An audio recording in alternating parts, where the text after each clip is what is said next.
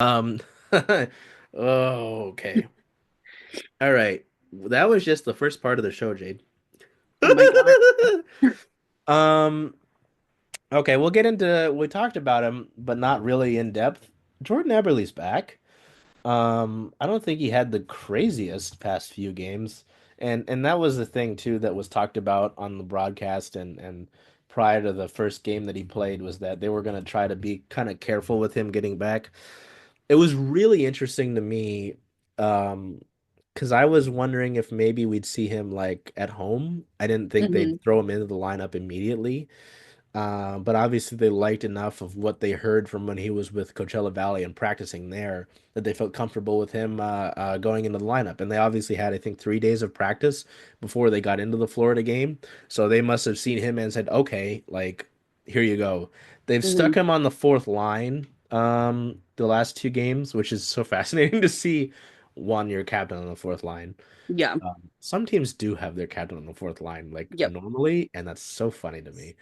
Um, anyway, and like that's not his game really anyway. But I understand it in the minutes side of things. So this happened, was able to happen first because on the 21st they placed Johnny Gord on LTIR retroactive to January 4th. So for anybody that might be like, what happened to Yanni? As we had Hmm. a someone, we had a friend who friend person, whatever it may be. We had a person who'd be like, was like, "What happened to Yanni Gord?" I'm like, "Nothing. This does Hmm. nothing to his recovery timeline." As our friend Curtis at Deep Sea Hockey will ha has said at the time, it does nothing to affect his timeline to return. He'd already missed what he would need to miss for LTIR, the 24-day minimum. He's been limited in practice. He has been at practice in a red non-contact jersey, so he is still practicing. But putting him on LTIR opens up the necessary cap space for them to bring back Jordan Eberle, Hmm. and keeping the roster how it is right now. So it just makes sense.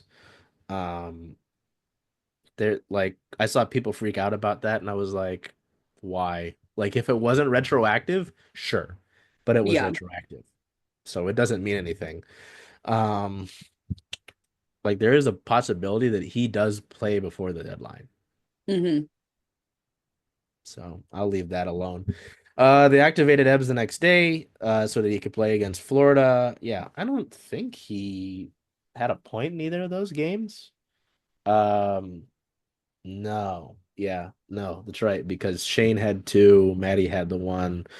Um, yeah, no points. -2 plus minus against Tampa Bay. Oh, two shots against Florida.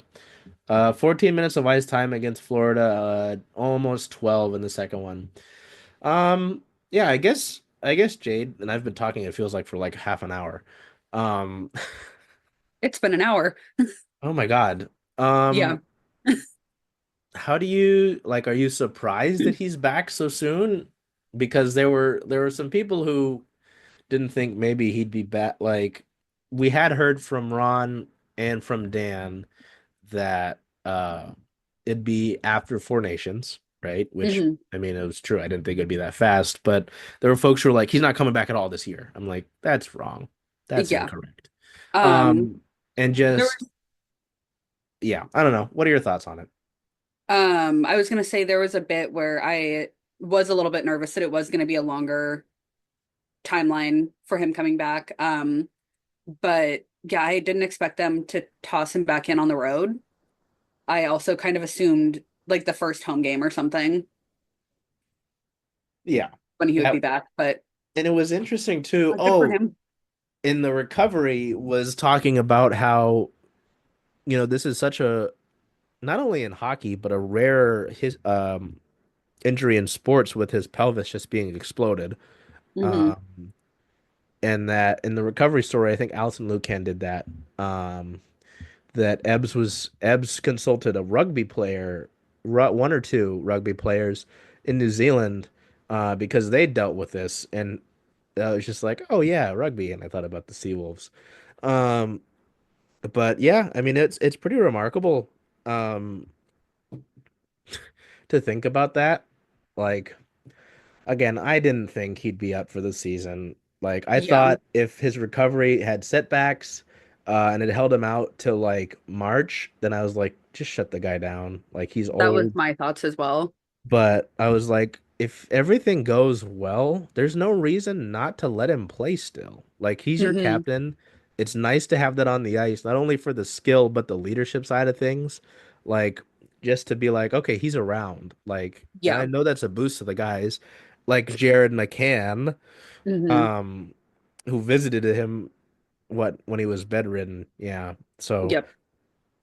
yeah, I don't know. I'm not surprised. It's nice to see though. And I think the biggest thing for me with Ebbs is, let me pull up our lineup graphic, is wondering how the lineup changes, excuse me, when they have him um Sorry.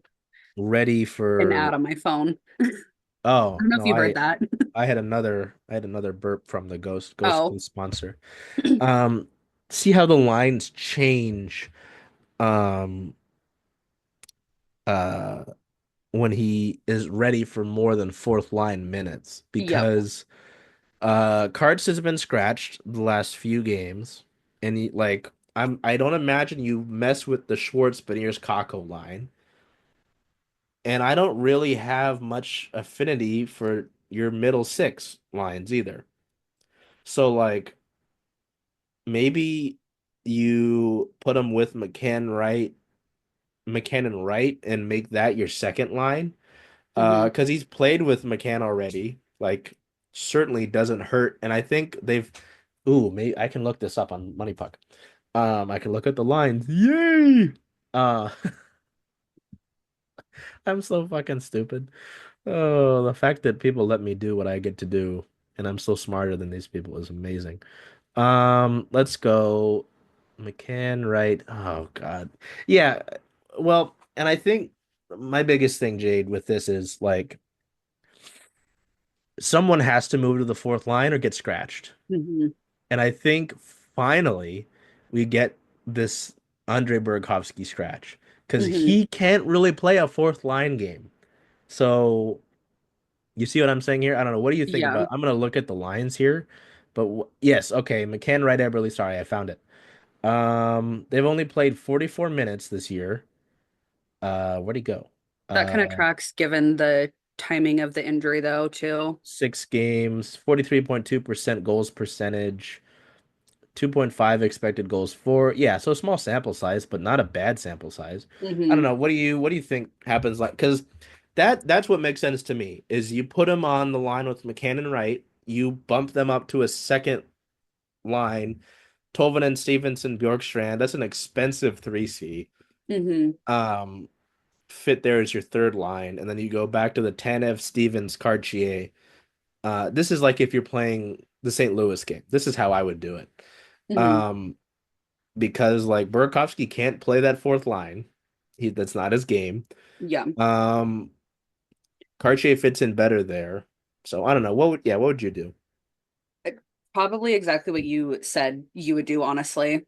I can't see myself really switching that up that much. And I would run that until the trade deadline. And then there's a, there's a good chance that one of the forwards gets traded and then you're having to remix the lines anyway. So I would probably run it for a few games, kind of see where the um chemistry is going to land again, Yeah, I especially given that um Eberle hasn't played with Kako at all. And obviously you're not breaking up that top line, but that all the I feel like all of the line chemistry affects each other, if that makes sense. yeah. Well, and what will always be fascinating to me was Ron, I think it was it was Ron on the Kraken Hockey Network after Wiki was in Buffalo for that game.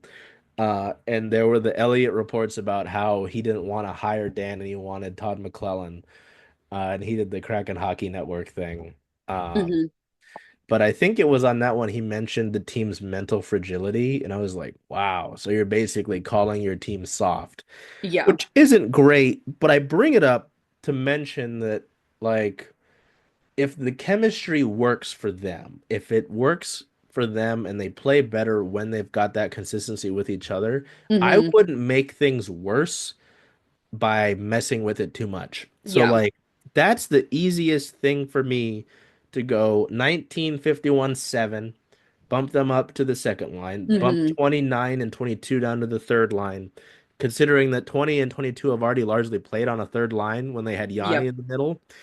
Um, and then Tanev, Stevens, Cartier. Say you move a Tanev, um, oh God. I don't know, because then are you just scratching Berkey the rest of the year, or I don't know. Ugh, maybe I'll mess around That's with what I'm saying. I Pucky. think a trade might have to, like, you might have to really consider at that point who Oh God. is going to be the future of the team. Yeah, like oh God, it's really raining. Jesus, the weather's not great here in the area currently, No. so I'm glad that I can just sit inside the next few days. Yeah, it's fun, but I think that's the easiest thing, and you can worry about other things later on, um, with uh what to do with Burakovsky and that. Because yeah, Yeah. there will be call ups like we talked, I think it was in the last episode that we did, like which players to call up. Hmm. Those forwards, because your top prospects or forwards need somewhere to go. Yeah. So, You can't just keep them in um, Coachella forever, no. Okay. unfortunately. Eberle, God. Hey, Charles. Hey, Jen. Hey, where are you going to watch all those Kraken away games? Kraken away games, making a push. I was thinking of coming here just because Rough and Tumble is the home of circling Seattle sports, only if that's okay with you. I mean, I love that idea. Hope to see you here.